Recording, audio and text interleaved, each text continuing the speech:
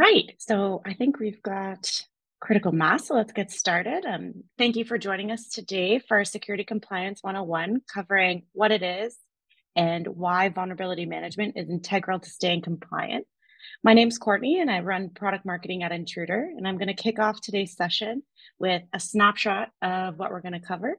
So first, we're going to look at what is security compliance, then dive into why is vulnerability management so important, how automation can streamline your compliance journey, and then we're going to look at some tools to help simplify these processes.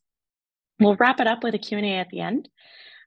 Throughout the webinar, you can drop your questions into the live Q&A section in Zoom, the little square bubbles at the bottom of your screen. And if we don't get a chance to answer your question, we'll follow up with you directly afterwards. We'll also be sharing a copy of the recording to everybody who has registered, so take a look for that in your inbox after the webinar. Before I hand you over to our team, I'd like to introduce you to our speakers today. First up, and stepping in for Intruder's CTO Patrick, who's out ill, we have Chris, Intruder's founder and CEO. And with him, we have compliance expert Mark from SecureFrame, one of our compliance partners.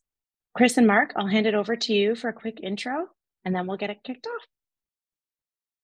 Thank you, Courtney. I'm Chris Wallace, founder and CEO of Intruder. I started Intruder to make vulnerability management more simple and easier for companies who don't have extensive security teams or IT teams that are overloaded with work. And what we do at Intruder is just try and make vulnerability management as simple as possible so that those teams can get on with other things. And I think that's a vision that we share with our partner SecureFrame, just trying to make the whole thing easier. And so I'll hand over to Mark to tell you a bit more about himself. Yeah. Hi, everyone. Thanks for joining. My name is Mark Rubinaccio. I work with SecureFrame. Chris is exactly right. We have a very similar strategy. We understand a lot of small businesses don't have compliance expertise or even security operations or security folks in their organization. So SecureFrame is a platform that allows you as a small organization to be able to achieve compliance, maintain compliance, and understand exactly what you need to do in order to become compliant. So thanks for that intro. Great. So first, let's kick things off and chat about exactly what security compliance is. Compliance is the idea to comply to a certain standard. In our case today, that standard is related to privacy or data security. In the case of data security, some standards are specifically related to a certain kind of data, such as protected health information or cardholder data. In some cases, this data that's required to be protected is generally sensitive customer data.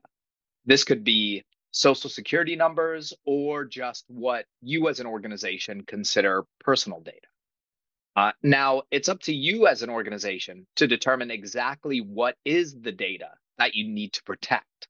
What is that sensitive data that you handle versus what's potentially less sensitive or considered publicly available, non-sensitive data. Classifying that data you manage is the first step to determining what your scope is for this compliance effort.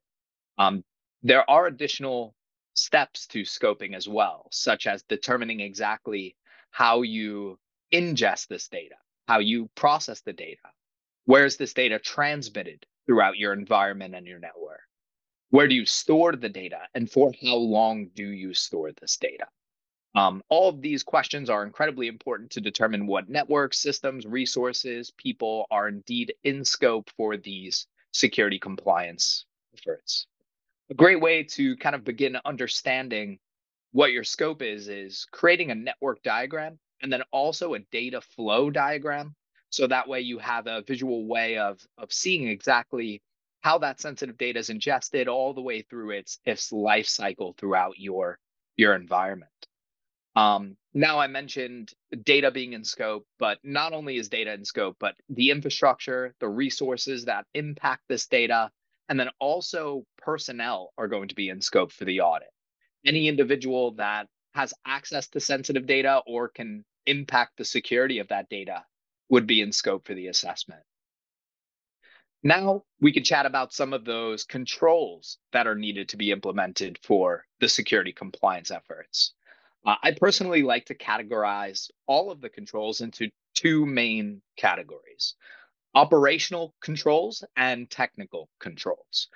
We could start with the technical controls, and what I have here on the screen is just an example, a handful of some of the categories of controls that you'll need to maintain for security compliance. We'll dive a little bit deep into these, but there are additional ones as well. The first control I'd like to discuss is vulnerability management. Chris is going to be diving into this in a lot more detail later on, so I'll keep it pretty high level. But for most security compliance efforts, both infrastructure and application vulnerability management is required.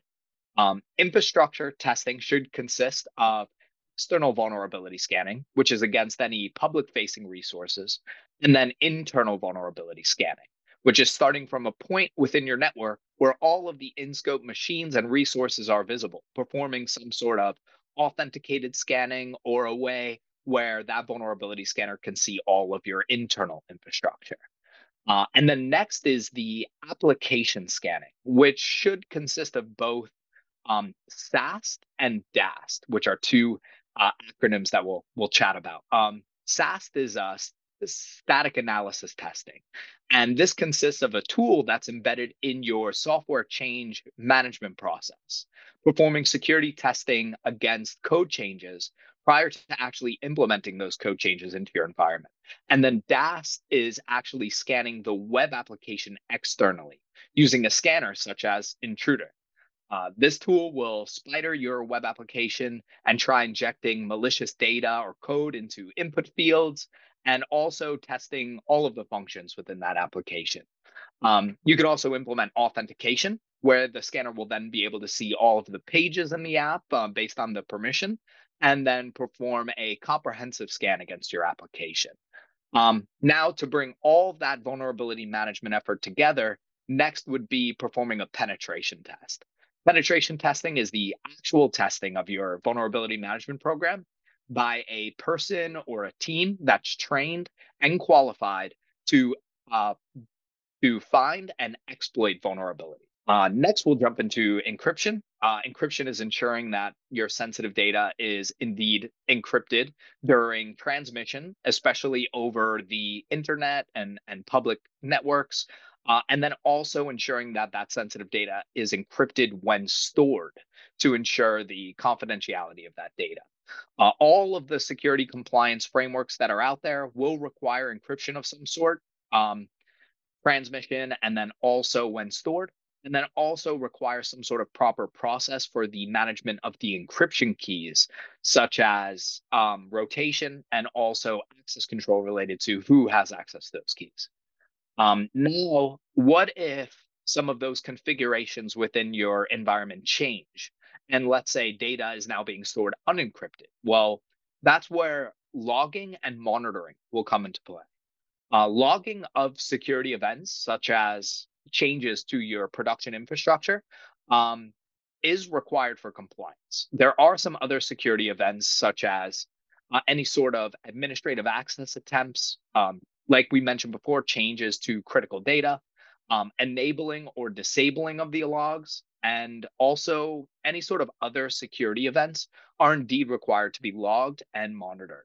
And then these logs that are generated should also be sent to support team and notify them when certain events do occur.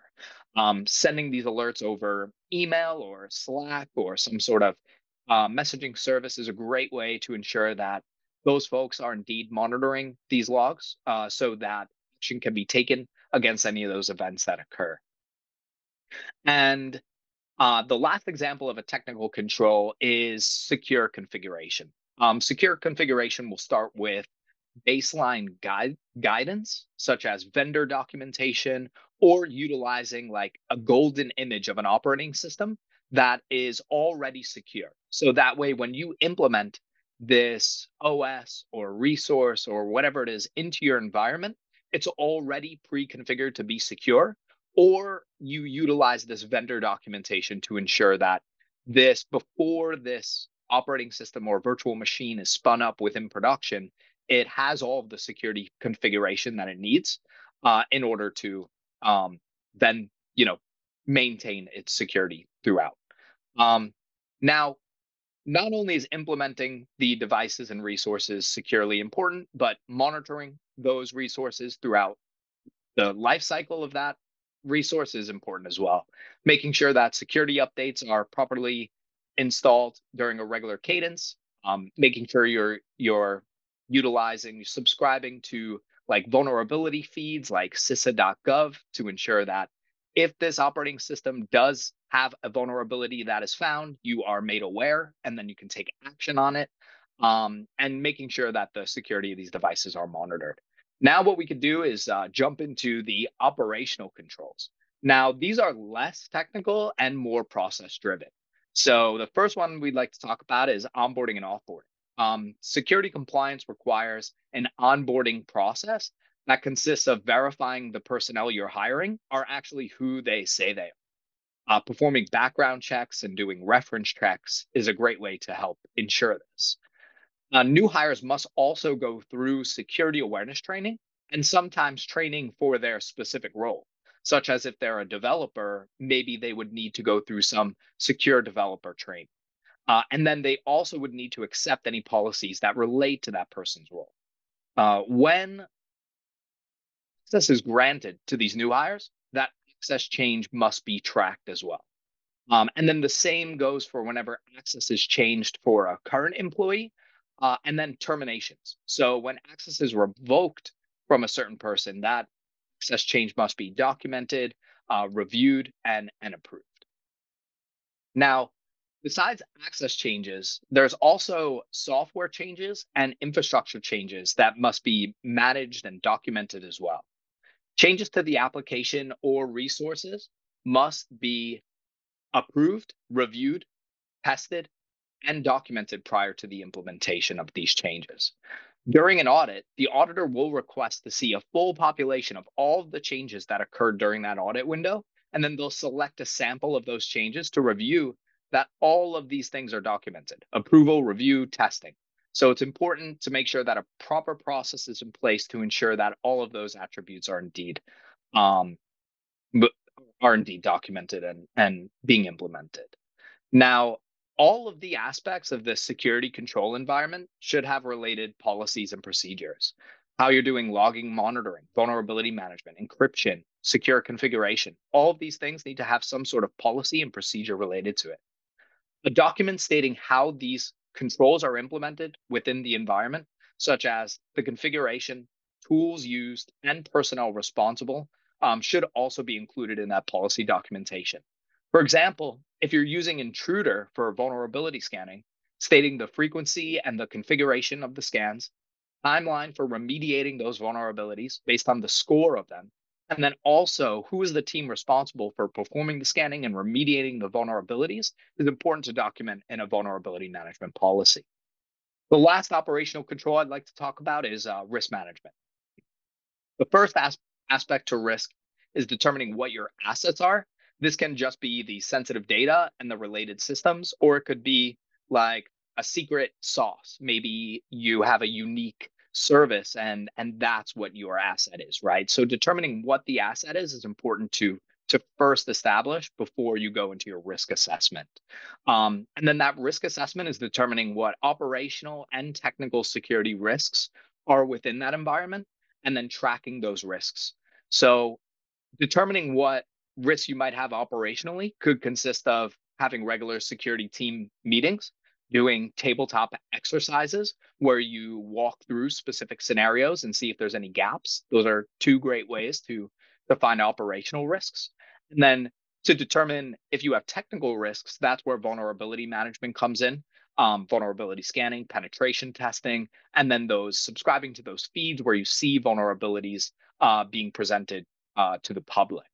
Now, these risks should be tracked in like a risk register where owners are assigned, scores are assigned, and then these risks are prioritized based on the importance of them and making sure that mitigation and remediation is happening.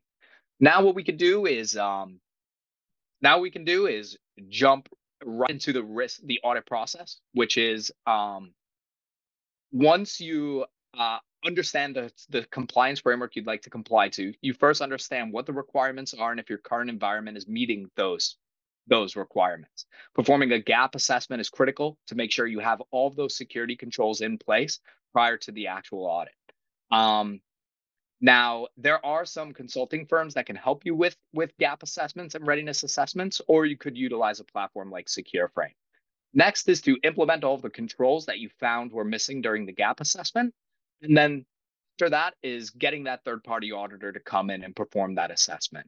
And then once that assessment's completed, now you continuously monitor those controls throughout the year.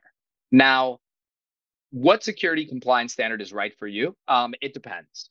If you're handling cardholder data, PCI DSS. If you're handling health information, HIPAA, right?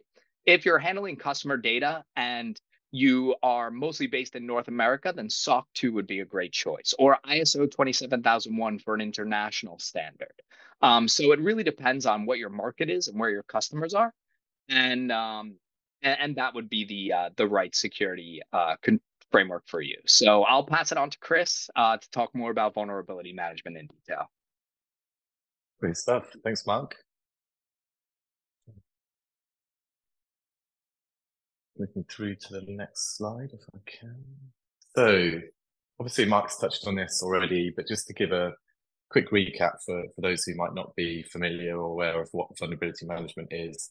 Vulnerability management is, put simply, finding the weaknesses that hackers exploit to get into your systems and fixing them before the hackers get to them. So, just like everyone knows, you have to update your phone with software patches. Often they'll contain security updates, and what those updates do is they plug a gap. There's weaknesses in lots of software. Lots of weaknesses get found all the time, and so vulnerability management is just about finding those weaknesses before the hackers come to exploit them. And that's such a big problem when you read in the news about companies being hacked. Often it's these exploits that companies are being hacked with, and that's why it's such a common thing to be found in the compliance framework, because it's such an easy way for companies to get hacked, and all the compliance frameworks understand that vulnerability management is a really key process in keeping your company secure.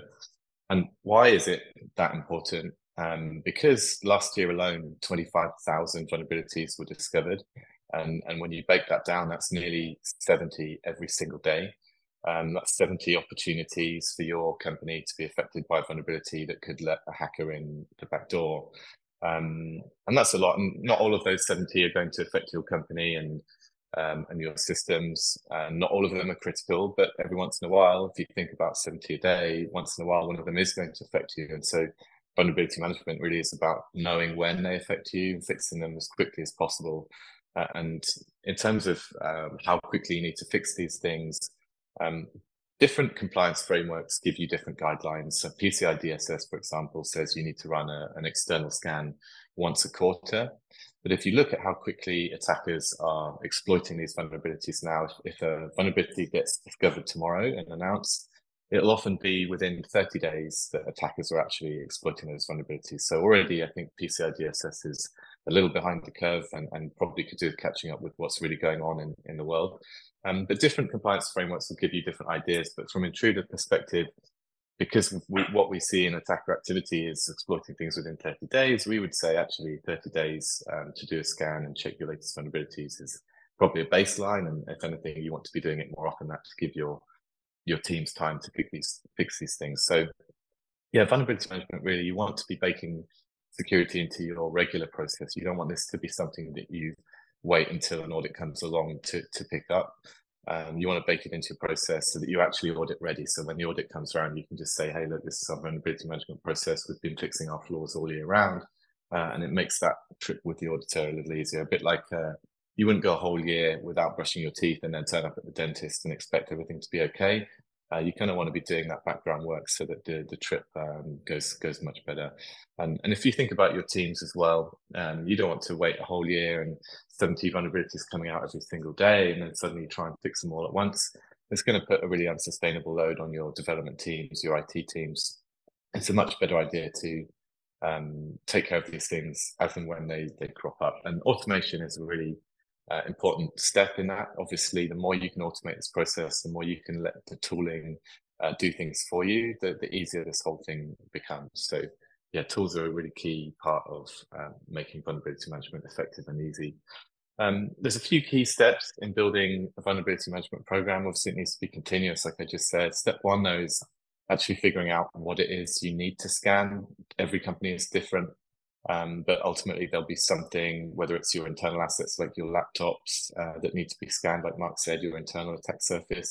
Many companies have systems in the cloud, applications online. Most companies have a VPN where people are accessing something. So there's always an attack surface, and step one really is to figure out what that attack surface is. But for older companies with more of an IT sprawl, with things that have been, maybe acquisitions over the years, this can be quite a hard step and can require a bit of legwork, maybe sending spreadsheets around the team, asking what we have, that kind of thing. But for more modern companies, those with cloud systems, this can actually be a lot easier. And again, it's something where tooling can help. Intruder, for example, can synchronize with your cloud systems, AWS, Google Cloud, and Azure, and actually pull a list of assets directly from those clouds. So there's lots of things you can do to actually automate that step as well. And I'll go a bit more into that in a minute. You need to find those vulnerabilities. So like Mark said, there are actually lists online. You can go and look at a list of all the vulnerabilities in the world if you want to. But there's so many of them. We're literally talking hundreds of thousands, that using a tool like Intruder is a really effective way of finding those vulnerabilities quickly and easily. And then more importantly, prioritizing them. Like I said earlier, not every single vulnerability is critical. Not everyone needs to be fixed. And the compliance frameworks often know that. They'll say that you actually only need to fix the criticals or the highs. So what you'll be looking for as well from the vulnerability management platform is a way of prioritizing those vulnerabilities. And in Intruder, we go a really long way to help our customers prioritize vulnerabilities. In fact, we particularly prioritize things which are exposed to the internet, which shouldn't be, to help you understand, what's going to lead me to being hacked in the shortest amount of time if I don't fix it, to really help you kind of prioritize and spend your time where it matters the most. Obviously, once you know about these vulnerabilities, you need to go and fix them. So whether that's with a patching tool, or you need to go and alter your application code, or change a configuration on a VPN somewhere, that's kind of remediating issues. And then obviously you're kind of back to square one. You need to go and monitor again and keep this going, because once you've patched all the latest vulnerabilities, sad to say, there'll be more just around the corner that you need to go and fix. But that's it's all part of the process. And yeah, it keeps your company out of the headlines for the wrong reasons. And obviously, if you're doing a good job at vulnerability management, no one will ever hear about it. So yeah, on that note, I'll hand you back to Mark to give you a bit more of an overview of the SecureFrame platform and how it can actually help with some of those automations that I've been talking about. Great. Thank you, Chris. Appreciate that. Yeah, so we talked about a few aspects of compliance that can be difficult. First, scoping your assets, resources, and personnel to determine exactly what's in scope for your audit. And then reviewing the framework requirements and trying to actually understand what it is you need to implement. And then actually implementing all of those policies, processes, and configurations to comply with those frameworks. At this point, it's up to the auditor to determine if you're compliant. And in some cases, if you're missing anything, that could result in a failing report, which means lost time, money, and potential customers. Now, what if there was a platform that could help you achieve scoping, readiness, and implementation, nearly guaranteeing you a successful assessment? And that's where a SecureFrame will come in. First, before we jump into a couple specific features, SecureFrame is an automation and compliance tool that integrates with the current technology that you are using today. Things like AWS, GitHub, Google Workspace, and many others, to pull that configuration data. And then we compare this data to custom tests, which are associated to SecureFrame unique controls. The comparison of the configuration data to our custom tests will show you what is failing in terms of compliance requirements and what is passing. And then we map these controls to the framework requirements. So SecureFrame makes compliance more of a generalized task list than a complicated, seemingly impossible hurdle when you don't really understand the exact framework requirements. So let's jump into a couple of the features really quick. First is going to be framework management. So SecureFrame will allow you to easily manage your compliance to multiple frameworks, including our common control mapping. In data security, there's a decent amount of overlap between all of the frameworks. SOC 2, ISO 27001, and PCI, for example, are all data security standards. So there's a lot of overlap when it comes to those security controls. If you're meeting a control in SecureFrame that's mapped to a SOC 2 requirement, such as access review and approval, that requirement in ISO 27001 that requires the same evidence will have the same control map. So you don't have to perform double work, and you can organize your frameworks much, much easier. Next is going to be personnel management. SecureFrame also provides this personnel management functionality built into the platform. When you onboard with SecureFrame and publish all of your policies, you can invite your employees into SecureFrame to perform security awareness training, which is built into the platform, set up groups to assign certain policies to those folks, allowing them to acknowledge and accept the policies that they're only responsible for. And then all of this data is tracked in SecureFrame and associated to the framework. So it's easy for an auditor to come in here and review all of the tasks that have been completed throughout the year in relation to personnel management. And then the last feature we're going to chat about today is the risk management tool. So you're able to perform a comprehensive risk assessment, assign risks, a score, and an owner, and then easily track those risks in our tool here. The SecureFrame platform also has a section for you to track your current vendors and perform due diligence and risk review against those vendors directly within the platform.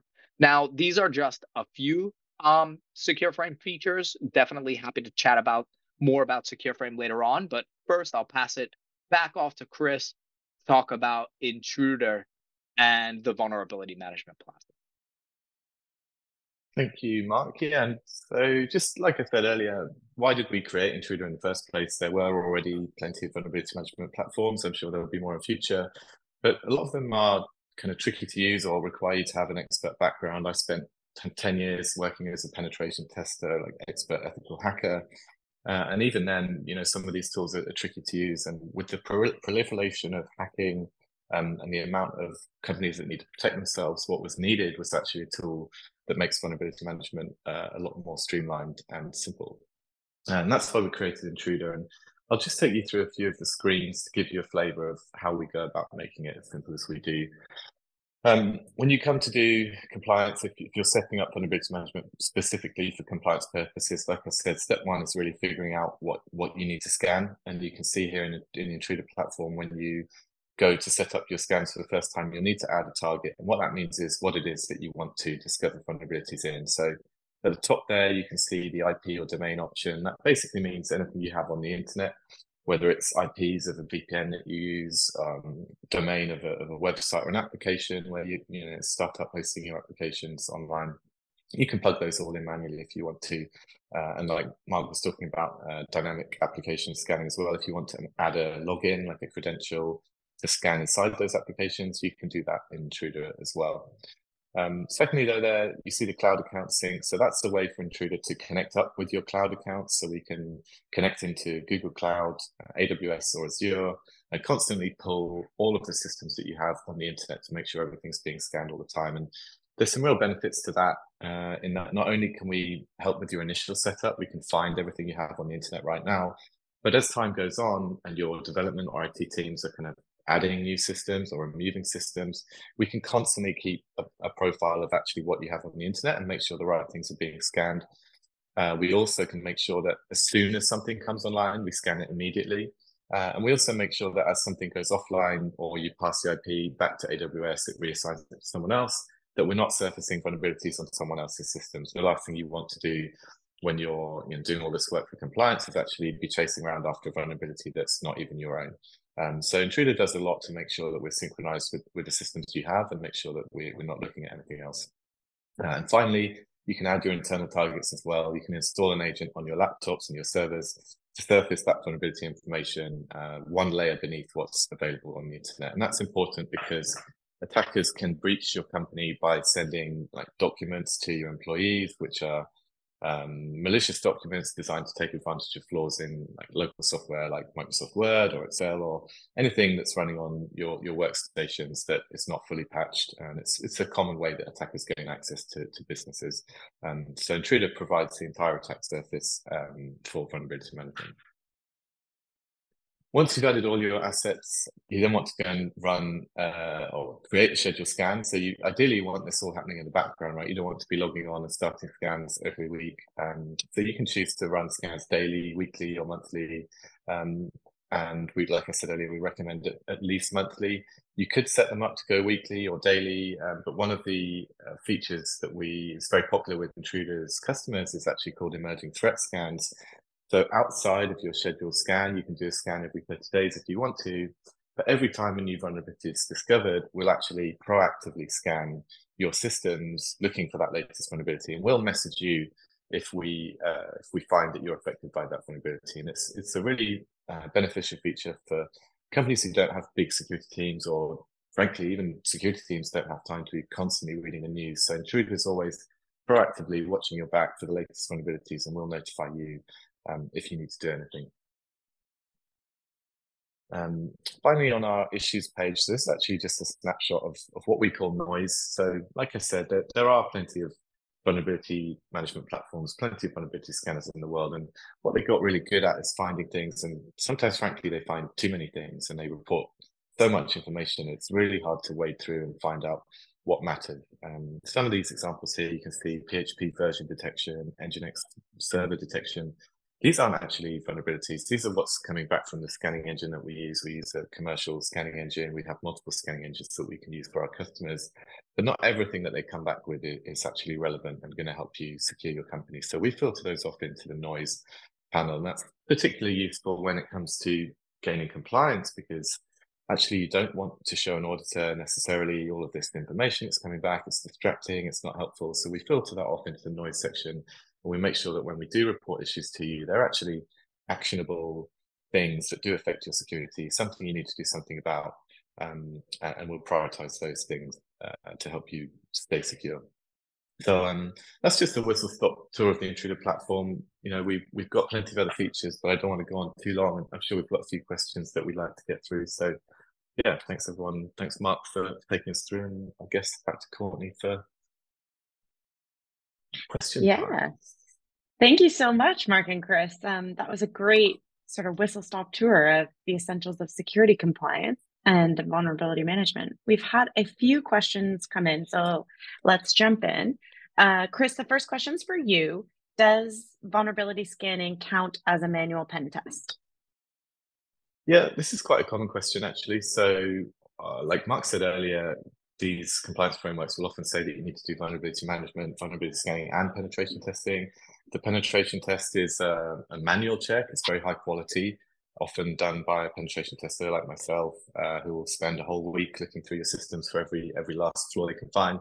It's really good at finding everything, but it's not something that most companies can afford to repeat on a regular basis. So you'll tend to get the pen test done once a year. And vulnerability scanning is designed to cover the gap in between.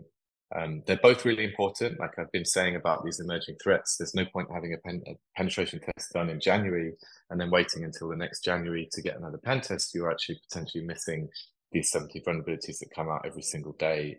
So vulnerability management, I think, really is step one, and the pen test is a nice icing on the cake, I'd say. But yeah, they definitely are not the same thing. And when people are confused, I think the best thing often for them to do is actually go back to whoever their auditor is or whoever their third party is who's enforcing this compliance, and just double check exactly what it is that the standard needs. Some compliance frameworks are a little vague and they just say that you need to do security, and they don't really specify whether it's vulnerability scanning or penetration testing. So sometimes it can just be down to what's right for the business and what you think is an appropriate level of security. But certainly vulnerability scanning, in my eyes, is an absolute must-have. Penetration testing also very good if you can afford to do so on an annual basis. Makes a lot of sense. Next question is for Mark. Mark, does Secureframe work with high trust frameworks?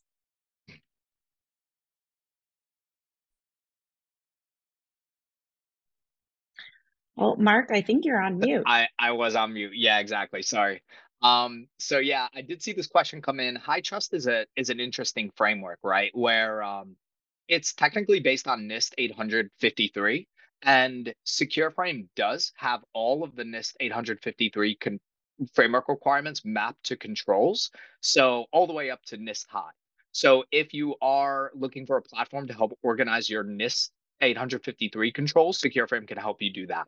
Where high trust kind of is pain is their my CSF platform, and where you have to upload that evidence to the platform, and then their third-party assessors are going to review the actual evidence. So SecureFrame, when it comes to that, we cannot promise that the high trust my CSF's auditors are going to understand where the evidence is coming from.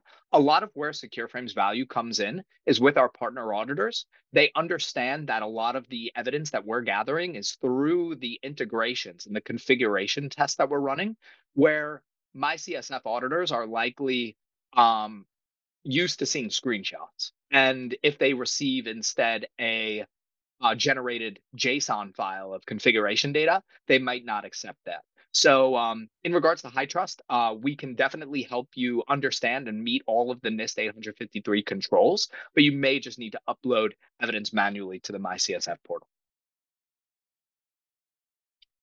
Awesome. And I think this is a follow-up question, so I'm going to roll with it for you, Mark. Does SecureFrame work with in-house data centers or just cloud instances? Yeah, so we do have some customers with on-premise managed infrastructure. What we do in that case is, we do, of course, integrate with the cloud platforms, and then we pull that data, and then those are the tests and controls that are mapped to framework requirements. But we also can create upload tests for those framework requirements as well for your managed networks, for your managed servers, virtual machines, those sort of things. So we can definitely help you organize your on-premise infrastructure and the configuration of that infrastructure. And then, of course, you get our support along the way as well. So we'll help you with readiness and performing a gap assessment and working through that.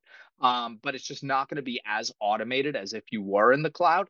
But we do have customers that have that on-prem infra. They are using SecureFrame to organize their compliance efforts. So I'd be happy to have a conversation with you and kind of explain to you and show you how the platform can help you organize your on-prem compliance evidence. Awesome. Moving back to Chris, interesting question, as most people have, on frequency of scanning. So how frequently do you have to scan for vulnerabilities to stay compliant? Yeah, it's a really good question. Partly depends on how often your systems are changing, I guess. If you're putting things online, offline, if you're making updates to your application on a daily basis, you kind of want to match the frequency of that as best you can. Some companies are relatively static. They'll just have the same IP, they'll have the same systems, and that would be perfectly well covered by a once-a-month scan plus Intruder's emerging threat scan. You'd be really nicely covered there. If you've got systems that are more dynamic, you might want to be scheduling more regular scans. Unless the cloud system, like I said, we integrate with the cloud, we can constantly know what's going on. We can automatically scan you when things change. So yeah, it depends a little bit on the circumstances of the company. But as I said earlier, it's really important not to forget that when new vulnerabilities are released, attackers are usually exploiting them within 30 days. So anything longer than a month, it's really kind of not good for anyone's security, really. That's all we have time for today. Thanks so much, Chris and Mark, for all the information today, and thanks everybody for joining. If we didn't get to your question, we'll follow up with you directly. Also, everyone who registered will receive a recording of the webinar. Remember, you can always get in touch with us via the chat box on the website or in your portal. And if you're new to Intruder and interested in taking our VM platform for a spin, head over to our website and sign up for the free trial. You can also reach out to Mark to learn more about SecureFrame and how it can help you streamline your compliance journey. Thanks again for attending today, and we'll talk to you all soon.